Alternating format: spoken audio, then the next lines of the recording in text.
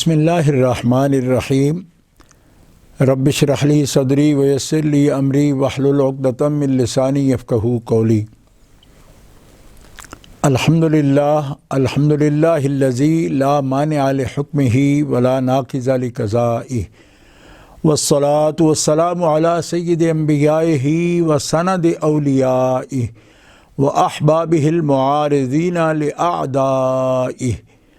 اما بعد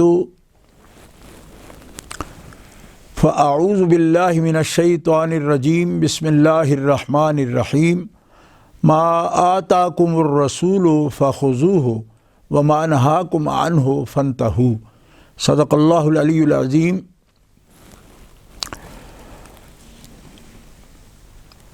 عن عائشہ رضی اللہ عنہا قالت خرج النبی صلی اللہ علیہ وآلہ وسلم غداة وعلیہ مرط مرحل من شعر اسود، فجاء الحسن بن علی فأدخلہ ثم جاء الحسین فأدخلہ معہ ثم جاءت فاطمة فأدخلها ثم جاء علي فأدخله ثم قال إنما يريد الله ليذهب عنكم الرجس أهل البيت ويطهركم تطهيرا۔ رواه مسلم وروى الترمذي عن سلمة رضی اللہ عنہا انہا قالت وانا معهم یا رسول اللہ، قال انت علی مکانک وانت الی خیر۔ حضرت عائشہ صدیقہ رضی اللہ عنہا فرماتی ہیں کہ ایک دن نبی کریم صلی اللہ تعالی علیہ وسلم کالے بالوں سے بنی ہوئی چادر اوڑھ کر نکلے، پھر حضرت امام حسن بن علی تشریف لائے تو آپ نے انہیں اس چادر میں داخل فرمایا۔ پھر امام حسین رضی اللہ عنہ تشریف لائے تو انہیں ان کے ساتھ چادر میں داخل فرمایا۔ پھر سیدہ طیبہ طاہرہ فاطمہ تشریف لائیں تو انہیں بھی اس چادر میں داخل فرمایا۔ پھر مولا مرتضیٰ حضرت علی تشریف لائے تو انہیں بھی اس چادر میں داخل فرمایا۔ پھر آپ یعنی نبی کریم صلی اللہ تعالی علیہ وآلہ وسلم نے آیت پڑھی، انما یرید اللہ لیذہب عنکم الرجس اہل البیت ویطہرکم تطہیرا۔ حضرت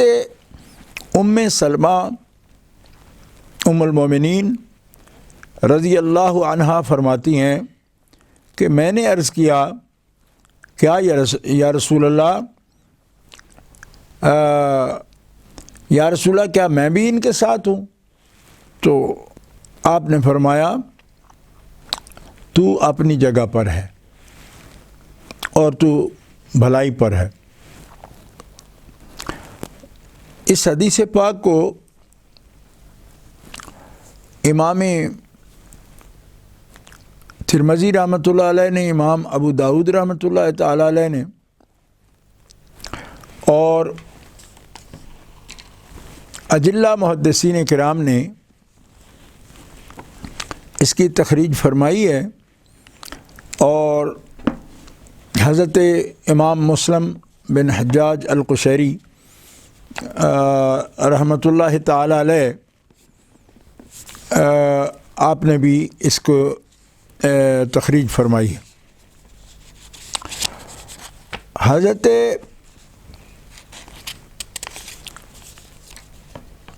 ام المومنین عائشہ صدیقہ رضی اللہ تعالیٰ عنہ کی اس روایت میں جو انہوں نے رسول اللہ صلی اللہ تعالیٰ علیہ وسلم سے روایت کی اور ائمہ حدیث نے اس کو نقل کیا، اس میں مرتن مرحلن کے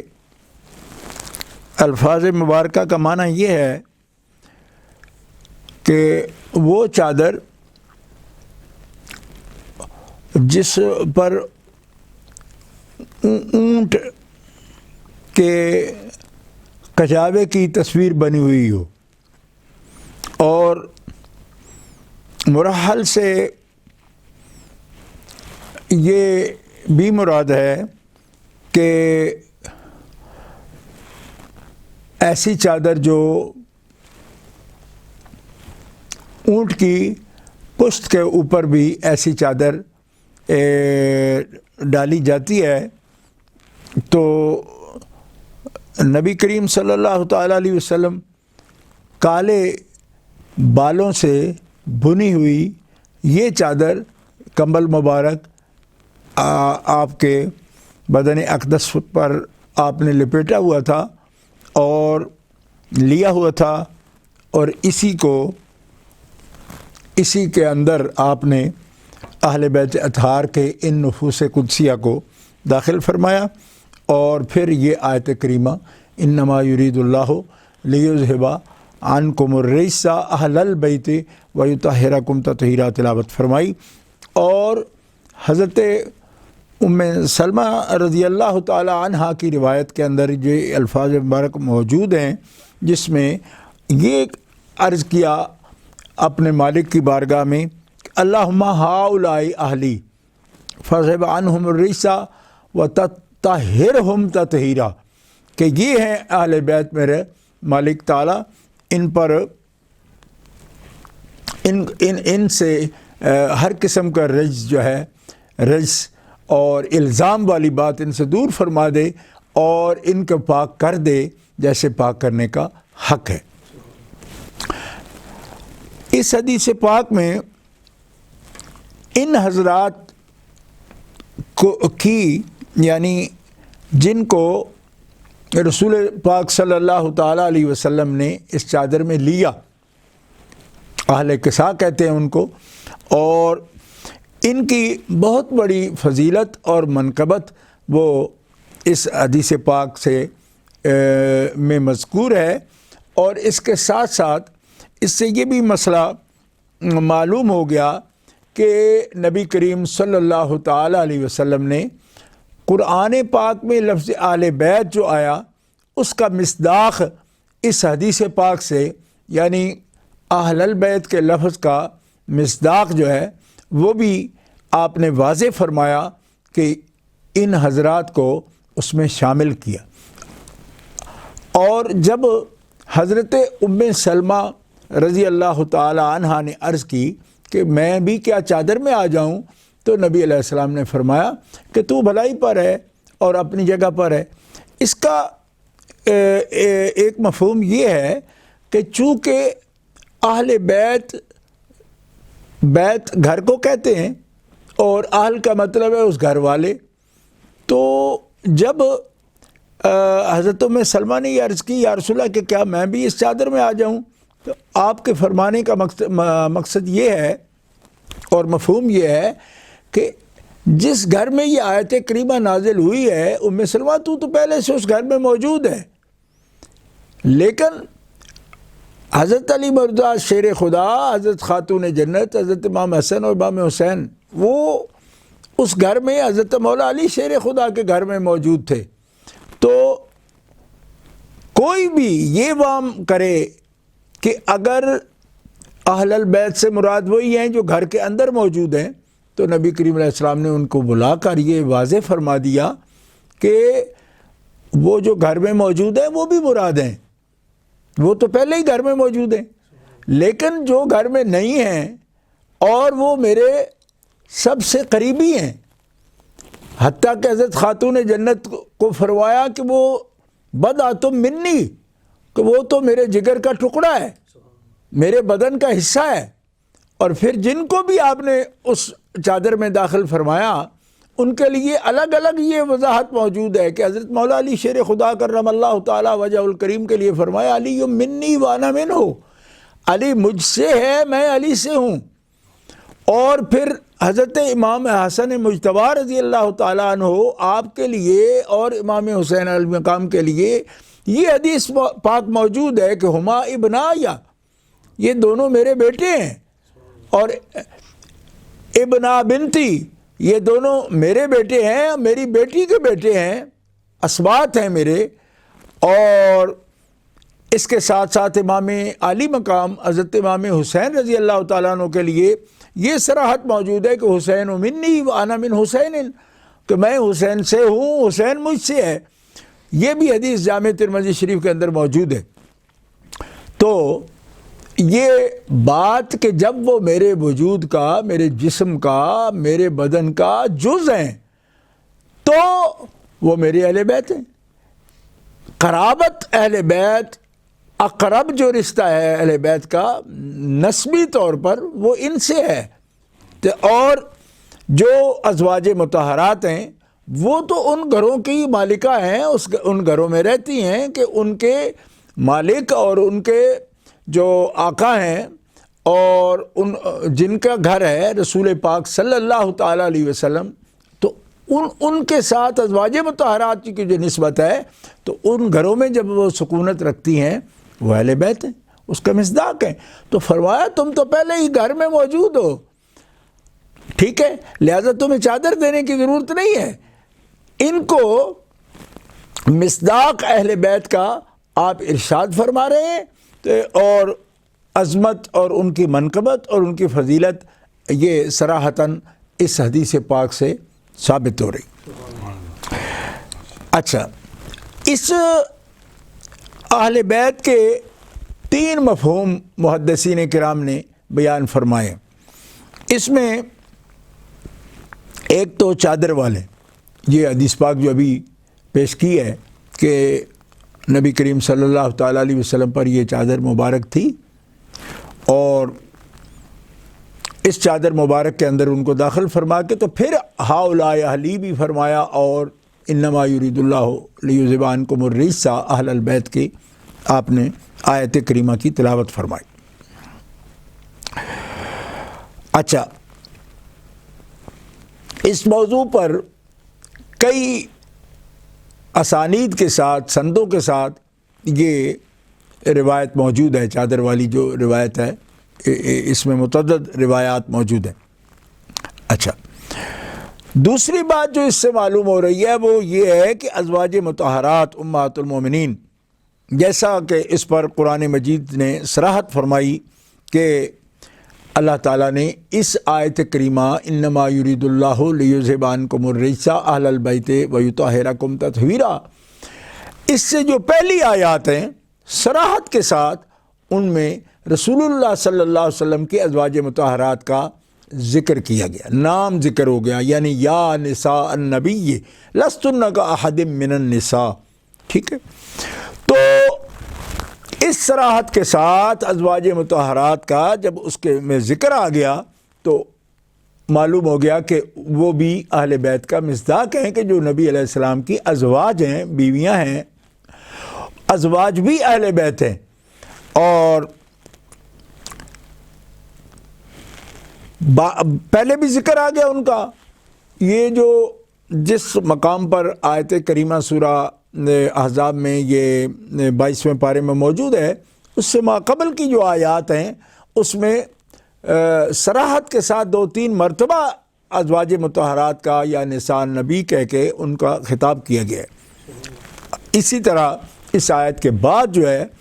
اللہ تعالیٰ جل شانہ نے آنے والی آیت میں یہ فرمایا وَاذْكُرْنَ مَا يُتْلَىٰ فِي بُيُوتِكُنَّ مِنْ آیَاتِ اللّٰہِ وَالْحِکْمَةِ ان اللہ کان لطیفاً خبیرا،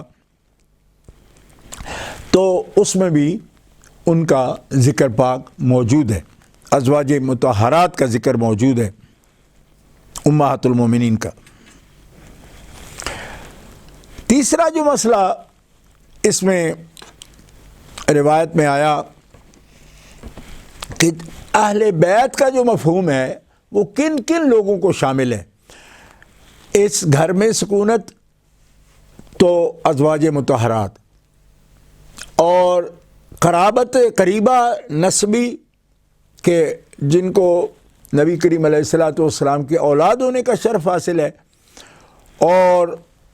اقربین رسول پاک صلی اللہ تعالی علیہ وسلم کے، تو اس سے جن پر چادر جن کو عطا فرمائی وہ مفہوم ہے، وہ مرادیں۔ تیسرا وہ لوگ مراد ہیں جن پر رسول اللہ صلی اللہ تعالی علیہ وسلم نے صدقہ حرام فرمایا کہ صدقات واجبہ نہ محمد رسول اللہ کے لیے حلال ہیں، کہ نبی کریم علیہ الصلاۃ والسلام صدقہ واجبی آپ نہیں کھاتے، آپ پر جائز نہیں ہے، حلال نہیں ہے۔ اور اسی طرح فرمایا نہ میرے لیے اور نہ میری آل کے لیے، میری آل بھی پاک ہے، اور صدقات واجبہ یہ تو میل کچیل ہیں مال کی جو دیتے ہیں، انما ہی اوساخ الناس، یہ تو لوگوں کی میل کچیل ہے۔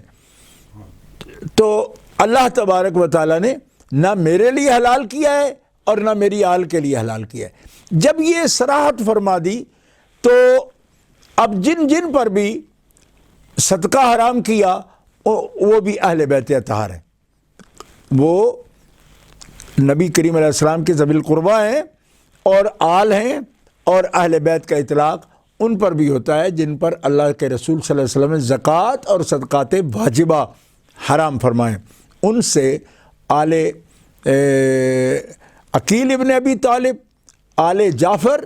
ابن ابی طالب، آل علی ابن ابی طالب، آل عباس ابن عبد المطلب، یہ وہ لوگ ہیں کہ جن کو رسول پاک صلی اللہ علیہ وسلم منع فرماتے تھے۔ عاملین کو بھی حضرت بلال رضی اللہ تعالیٰ عنہ کے جو کو بھی صدقہ تقسیم فرماتے تو فرماتے ان گھروں میں صدقہ نہ دینا، یہ میری آل ہیں، اور ان کے لیے غرباء، فقراء، مساکین سب کے لیے یہ حلال ہے جو اس کے اہل ہیں، لیکن صدقات واجبہ میرے آل میں تقسیم نہ کرنا، اس لیے کہ نہ یہ میرے لیے حلال ہیں نہ میری آل کے لیے حلال ہے۔ تو وہ اہل بیت ہے۔ تو ابھی دوسری احادیث کے مطابق کہ جن کو صدقات نہیں دیے جاتے تھے بنو ہاشم میں سے، خاص طور پہ جن کو صدقات واجبہ نہیں دیے جاتے تو وہ یہ لوگ ہیں، حضرت عباس ابن عبد المطلب حضور کے چچا جان اور ان کی آل پاک، اولاد پاک، اور حضرت عقیل ابن ابی طالب، حضرت جعفر ابن ابی طالب اور حضرت علی ابن ابی طالب، آپ کی اولاد پاک۔ تو یہ تین مفہوم ہو گئے اس کے، اہل بیت، ازواج مطہرات امہات المومنین اور اہل کساء ہیں، اور جن پر صدقات واجبہ حرام ہے، تو ان تینوں کو اس میں شامل فرمایا۔ پھر ایک مسئلہ اس میں یہ بھی ہے کہ اللہ تعالیٰ جل شانہ واعظ اسمہ کا ارشاد ہے یرید اللہ، کہ اس سے ارادہ شرعی مراد ہے کہ اللہ تعالیٰ نے فرمایا اے اہل بیت کہ وہ تمہیں اپنی شریعت مطہرہ کا حکم کرتا ہے، شریعت مطہرہ کا حکم کرتا ہے تاکہ وہ تمہیں عیوب اور پلیتیوں سے خوب مکمل اور خالص طور پر پاک فرما دے۔ ٹھیک ہے، یعنی کہ یہ شریعت کا ایک قانون ہو گیا، ارادہ الہیہ ایسا ہے کہ جسے شریعت بنا دیا، حکم دے دیا قرآن پاک کی نص میں کہ اللہ تبارک و تعالی جل شانہ یہ حکم فرماتا ہے تمہارے لیے کہ اللہ تبارک و تعالی جل شانہ نے تمہیں ہر قسم کے رجس سے، پلیتیوں سے اللہ تعالیٰ نے پاک فرما دیا، اور ہر عیب سے پاک، عیوب سے پاک کر دیا۔ اور محدثین کرام نے اس کا بڑا محتاط ترجمہ یہ فرمایا کہ ہر اس چیز سے پاک کر دیا جو کسی ہستی کے لیے الزام بن جائے، یعنی اس پر الزام بن جائے نا، جس سے سوال آئے، الزام آئے کسی چیز کا بھی، ہر ایسے عیب سے اللہ تبارک و تعالیٰ نے اہل بیت نبوت کو پاک فرما دیا۔ اچھا، دوسرا ایک مسئلہ اس حدیث پاک سے یہ واضح ہوا کہ جو ہستی اللہ تبارک و تعالی جل شانہ و عز اسمہ کہ صالح بندہ ہے، نیک بندہ ہے، یا ایسا مکرم ہے کہ اللہ تبارک و تعالی کے ساتھ قرب خاص رکھتا ہے اور منزلت رکھتا ہے اللہ کے ہاں، تو وہ ہستی اپنے گھر والوں کے لیے اور اپنے اولاد کے لیے، اپنے گھر والوں کے لیے، اپنی اولاد کے لیے اللہ تعالیٰ کے فضل اور اس کے انعام کا ذریعہ ہوتی ہے، یعنی جس پر اللہ کا فضل ہے اور جس کو قرب حاصل ہے، درجہ ولایت پر فائز ہے، تو اس کی جو ولایت ہے اور اس کے جو کمال ہے، جو فضل ہے اللہ کا، اس فضل کا اس کی اولاد پر، اس کے گھر والوں پر، اس کے قریبیوں پر، اس کے ہم نشینوں پر بھی اثر ہوتا ہے، اور وہ اللہ کے فضل و انعام کا ان کے لیے ذریعہ بن جاتا ہے۔ اس لیے کہ نبی کریم علیہ السلام کے اہل بیت کی نسبت سے ان پر یہ انعام ہو رہا ہے نا کہ حبیب آپ کے گھر والوں پر، اس کا مطلب ہے کہ حضور کا فضل و کمال یہ ہے کہ اللہ کے حبیب ہیں، تو اللہ کے حبیب ہونے کو کوئی یہ سمجھ لے کہ وہی اللہ کے حبیب ہیں اور ان کی جو اولاد ہوگی، ان کے گھر والے ہوں گے، ان کو اس سے کیا فائدہ حاصل ہوگا، تو یہ بات غلط ہو گئی۔ کیوں کہ اللہ تعالیٰ نے نبی کریم علیہ السلام کے بیت کا ذکر کر کے، اہل البیت سے مراد کوئی گھر والا نہیں ہے، نبی علیہ السلام کے گھر والے ہیں، تو نبی علیہ السلام کے گھر والوں پر جو فضل ہوا، جو طہارت، جو پاکیزگی، جو یعنی اللہ تعالیٰ کی حفاظت ان کو جو نصیب ہوئی، تو وہ اس کا ذریعہ اور وسیلہ کون ہے؟ اس کا ذریعہ اور وسیلہ جناب محمد مصطفیٰ ہے، کہ جب وہ خدا کے اتنے قریب ہیں تو رب تعالیٰ نے محمد مصطفیٰ صلی اللہ علیہ وسلم کی شان اصطفاء کا صدقہ رب تبارک تعالیٰ نے ان کی شان کے مطابق ہی ان کے اہل بیت اطہار کو بھی پاک فرما دیا ہے۔ کیوں کہ اگر ان کو وہ طہارت، وہ پاکیزگی اللہ تبارک تعالیٰ نہ عطا فرماتا اور وہ حفاظت ان کو نصیب نہ ہوتی، تو یہ الزام نبی کریم صلی اللہ علیہ وسلم پر آتا نا کہ آپ کے گھر والے کیسے ہیں۔ ٹھیک ہے، تو نبی کریم علیہ السلام کی عظمت کا، آپ کی رفعت شان کا، آپ کے اعلیٰ درجات کا یہ تقاضا ہے کہ رب تبارک و تعالیٰ ان کو بھی الزام سے بچائے گا، حفاظت فرمائے گا، اور وہ کیسے بچے گی کہ تیرے گھر والوں کو بھی حبیب تیری شان کے مطابق ہم نے پاک کر دیا، تاکہ ان کے بارے میں کوئی سی بات ہی نہ سامنے آ سکے، اللہ کی حفاظت میں رہیں۔ اور ایک مسئلہ اس میں حدیث پاک سے محدثین نے یہ بھی استنباط فرمایا کہ جب اللہ کا بندہ تواضع اختیار کرتا ہے اور رجوع کرتا ہے اللہ تعالیٰ کی طرف، کثرت سے عبادت کرتا ہے اور خشوع و خضوع میں وہ ترقی کرتا ہے اور گناہوں کی آلودگیوں سے بچتا ہے، تو اس کا نفس پاکیزہ اور کامل ہو جاتا ہے۔ اور جب کوئی بندہ ایسے اعمال کا مرتکب ہوتا ہے کہ جو اللہ تبارک و تعالی جل شانہ کے مرضی کے مطابق نہیں ہوتے، تو پھر ان اعمال کا نتیجہ اس کا برعکس ہوتا ہے، نیک اعمال کا جو نتیجہ ہے اس کے برعکس نتیجہ ہوتا ہے برے اعمال کا۔ تو اللہ تبارک و تعالیٰ ان پھر اعمال سے بھی بچا لیتا ہے ان کو جن کو اپنی حفاظت عطا فرماتا ہے، تاکہ وہ اس سے پاک رہیں۔ اچھا، اسی طرح بدن کی، کپڑوں کی اور جگہ کی، ہر چیز کی طہارت وہ بھی اس حدیث پاک سے ثابت ہوتی۔ اچھا، ایک یہ بھی مسئلہ واضح ہوا کہ جو بندہ یہ سمجھتا ہے اور یہ خیال فاسد اسے آتا ہے کہ صحابہ کرام علیہم الرضوان، نبی کریم علیہ الصلاۃ والسلام کے صحابہ علیہم الرضوان رضوان اللہ علیہ مجمعین، وہ اہل بیت اطہار کے فضائل کو بیان نہیں کرنا چاہتے تھے۔ کسی کے ذہن میں یہ بات آتی ہے کہ چھپاتے تھے، یا وہ اہل بیت اطہار کے ذکر کو یا ان کے فضائل کو یا ان کے کمالات کو بیان نہیں کرنا چاہتے۔ تو اس حدیث پاک میں اس بات کی بھی تردید ہو گئی۔ کیوں؟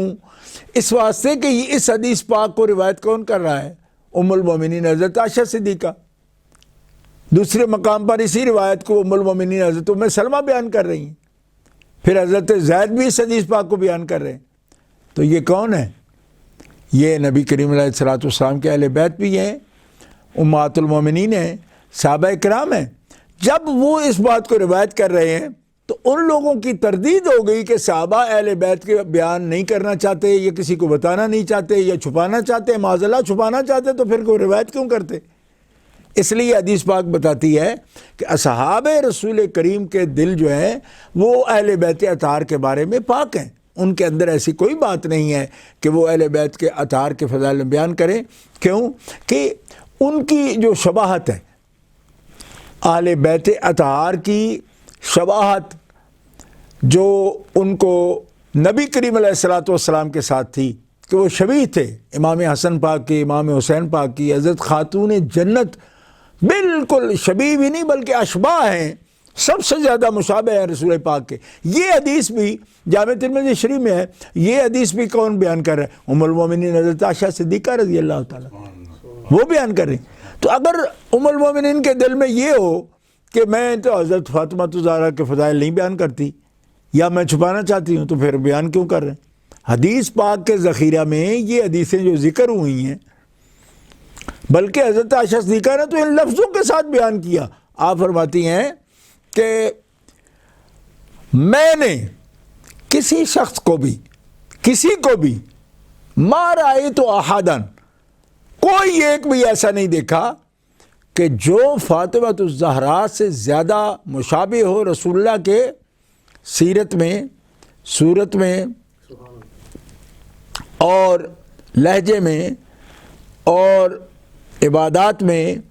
اور چلنے پھرنے میں، بولنے میں، اخلاق میں، کوئی بھی ان سے زیادہ مشابہ نہیں رسول پاک صلی اللہ علیہ وسلم۔ کتنے اہم الفاظ مبارکہ ہیں جو بیان فرمائے گئے۔ تو اس حقیقت کو کون بیان کر رہی ہیں؟ ام المومنین حضرت عائشہ۔ تو جس کے دل میں بغض و معاذ اللہ، یا جو چھپانا چاہے جی، تو وہ کیوں بیان کرے گا؟ ان کو پتہ نہیں تھا کہ ہم بیان کر رہے ہیں؟ تو یہی تو منبع ہے، یہی تو بنیادی طور پر جہاں سے یہ باتیں مل رہی ہیں وہیں سے ملی ہیں۔ آج کروڑوں بندے اس کے روایت کرنے والے ہیں، لیکن جب اس کا پہلی راویہ وہ ہیں، ان سے وہ روایت آ رہی ہے رسول اللہ پاک صلی اللہ علیہ وسلم کے بعد، تو اس کا مطلب ہوا کہ اتنی بڑی عظمت کی بات بتانے والی تو ام المومنین ہے نا۔ لہذا دلوں میں یہ کوئی اگر اپنی طرف سے ڈالنے کی کوشش کرتا ہے کہ صحابہ کرام، تو اچھا نہیں لگتا تھا کہ وہ معاذ اللہ ایسی بات سوچے صحابہ کرام کے بارے میں کہ وہ اہل بیت اطہار کا بیان نہیں کر رہے ہیں، بیان نہیں کرنا چاہتے، تو کس نے بیان کیا؟ پھر یہ روایت جو ہے کہ چادر میں ان کو داخل فرمایا، ام المومنین حضرت عائشہ بیان کر رہی ہیں۔ وہ روایت کے سب سے زیادہ مشابہ ہیں وہ ام المومنین حضرت عائشہ بیان کر رہی ہیں۔ تو دل میں اگر تنگی ہو معاذ اللہ، تو کوئی ایسی خوبصورت باتیں، ایسی شان والی باتیں، ایسی فضیلت والی باتیں بیان کرتے ہیں۔ تو جب یہ سامنے ہے تو پھر کیوں شک میں کوئی شکار ہو؟ شکار ہونے والی بات نہیں ہے۔ یہ بھی اس میں دلیل ہے کہ اگر کوئی شخص چادر اوڑھتا ہے یا کوئی کپڑا سیاہ پہن لیتا ہے تو وہ حرام نہیں ہے، اس لیے کہ نبی کریم علیہ الصلوۃ والسلام نے حدیث پاک کے لفظ ہیں، ابھی میں نے آپ کے سامنے تلاوت کی ہے کہ من شعر اسودا، وہ چادر جو تھی وہ کالے بالوں کی تھی. تو ایسی چادر تھی. تو اگر کوئی کپڑا کسی نے، ٹوپی، کپڑا، چادر اوپر یعنی امامہ، اگرچہ وہ اور حدیث پاک میں موجود ہے، شمائل ترمذی میں موجود ہے کہ رسول پاک صلی اللہ تعالیٰ علیہ وسلم اپنا امامہ مبارک جو ہے وہ سیاہ بھی آپ باندھتے تھے، بلکہ زیادہ روایتوں میں یہ بات موجود ہے. تو بعض لوگ یہ سمجھتے ہیں کہ سیاہ رنگ کی کوئی بھی چیز نہیں بندہ پہن سکتا، تو ایسا نہیں ہے، کیونکہ یہ بھی اس حدیث پاک میں صراحت کے ساتھ موجود ہے کہ اس کا رنگ کیا تھا. اچھا،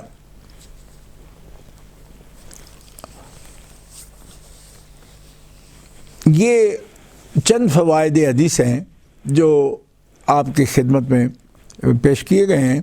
اور وقت کے اختصار کے پیش نظر اسی پر اکتفا کیا جاتا ہے. انشاءاللہ العزیز ہم ہر یعنی کہ جمعے کو یہ پروگرام درس حدیث کا ہوتا ہے اختصار کے ساتھ. تو اللہ تعالیٰ جل شانہ باز اسمہ ہمیں حدیث مبارکہ کے انوار کو کھلے دل سے اس سے نور حاصل کرنے کی توفیق عطا فرمائے، اور ہمیں سب سے بہتر نبی کریم صلی اللہ تعالیٰ علیہ وسلم کے سیرت پاک، آپ کے اقوال مبارکہ، یہی سب سے بڑی حکمت ہے قرآن پاک کی تفسیر میں. تو ان باتوں کو دھیان سے سننا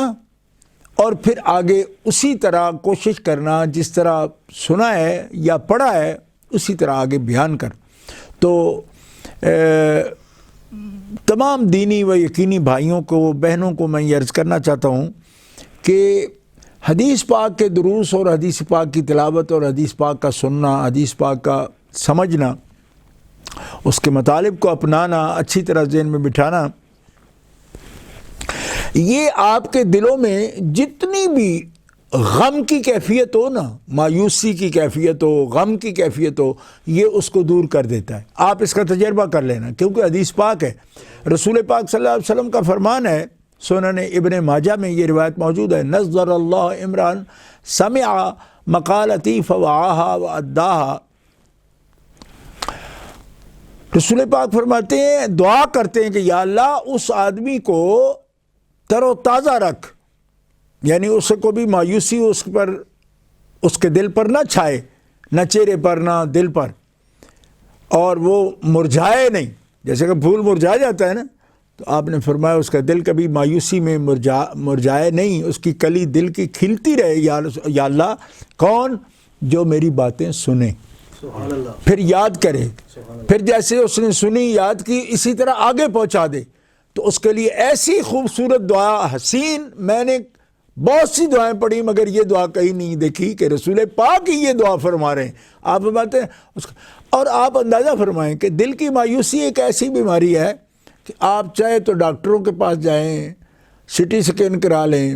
الٹرا ساؤنڈ کرا لیں، ECG کرا لیں، کسی میں بھی یہ نہیں آتی دل کی مایوسی. یہ کسی بھی سنسر میں یہ سامنے نہیں آتی. کوئی بھی ایکس رے کرا لیں، کچھ بھی نہیں. اور بیماری بھی بہت بڑی ہے کہ دل مرجھایا رہتا ہے. اچھا، اکثر بھائی بہن ہمارے پوچھتے رہتے ہیں کہ شاہ جی یہ کیا ہے؟ ہمارا ہر نعمت حاصل ہے، بچے ہیں، بچیاں ہیں، جی گھر ہے، گاڑی ہے، نعمت ہے، کھانا کھا سکتے ہیں، پانی پی سکتے ہیں، دل ہے ہر وقت مردہ رہتا ہے، ہر وقت مرجھایا رہتا ہے. حضور پاک نے یہی دعا دی کہ دل تر و تازے کرنے ہیں نا، تو دل تر و تازے ہوتے ہیں اللہ کے ذکر سے، محمد رسول اللہ کی باتیں سننے سے، آپ کی احادیث کی تلاوت سے، سننے سے، قرات سننے سے. قرآن پاک، تو قرآن پاک بھی تلاوت حضور فرماتے ہیں نا. اس لیے تو میں یہ عرض کر رہا ہوں کہ یہ دروس حدیث جو ہیں، ان کو آپ یہ سمجھیے کہ اس کے روحانی اثرات کیا ہیں کہ دل کی کلیاں جو مرجھائی ہوئی ہوتے ہیں وہ تر و تازہ ہو جاتی ہیں. تو نبی کریم علیہ الصلوۃ والسلام کی یہ دعا ہے۔ تو میں سب بھائیوں سے، بہنوں سے، دینی و یقینی بھائیوں بہنوں سے یہ عرض کرنا چاہتا ہوں کہ وہ احادیث عالیہ کو اسی نیت کے ساتھ سنیں اور اس حدیث پاک کو بھی ذہن میں رکھیں کہ جب ہم احادیث مبارکہ کا ورد کرتے ہیں، تلاوت کرتے ہیں، اس کے مطالب سنتے ہیں تو دلوں کی کلیاں کھل جاتی ہیں اور تر و تازہ بندہ ہو جاتا ہے۔ اور یقیناً یہ ایک ایسی نعمت ہے کہ جو ہزاروں ہم روپے خرچ کر کے بھی اور مہنگی سے مہنگی چیزیں خرید کر بھی دل کو اس طرح تر و تازہ اور خوش نہیں رکھ سکتے۔ کپڑے نئے پہن لیے، کھانا اچھا کھا لیا، تھوڑی دیر کے لیے وہ کھانا ہی ہمارے پر بوجھ بن جاتا ہے، وہی بوجھ بن جاتا ہے، ٹھیک ہے جی۔ تو اس لیے جو خوشی کبھی نہ جانے والی ہے، ہمیشہ وہ خوشی آئے گی بھی اور رہے گی بھی، وہ خوشی ہے اللہ کے حبیب صلی اللہ علیہ وسلم کی فرمان عالیہ کو سننے کی، سمجھنے کی، آگے پھیلانے کی۔ تو آئیے دل تر و تازہ کرنے کے لیے حدیث کی دعوت پر اور حدیث پاک کی تلاوت پر، اس کی قرأت پر، اس کے سمجھنے پر ہم اپنی کوششیں صرف کریں تاکہ ہمارے دل بھی تر و تازہ رہیں، ہماری اولادیں تر و تازہ رہیں، جو نعمتیں رب نے دیں وہ تر و تازہ رہیں، اور کوئی چیز بھی ہمارے لیے باسی اور پرانی نہ ہو، ہمارے ایمان تازہ رہیں اور اس کے ساتھ طبیعتیں بھی تازہ رہیں۔ اللہ تبارک و تعالیٰ یہ احادیث مبارکہ نبویہ کے ساتھ فریشنس آپ سب کو عطا فرمائے، مجھے بھی عطا فرمائے۔ ہر قسم کی مایوسی اور قنوطیت ہم سے دور کر کے اللہ تبارک و تعالیٰ سب کے دلوں میں امیدیں رحمت کی قائم فرما دے، اور اللہ تبارک و تعالیٰ ہمیشہ آپ کو خوشیوں سے مالا مال فرمائے اور غم سے محفوظ فرمائے۔ سبحان ربک رب العزت عما یصفون وسلام علی المرسلین والحمد للہ رب العالمین۔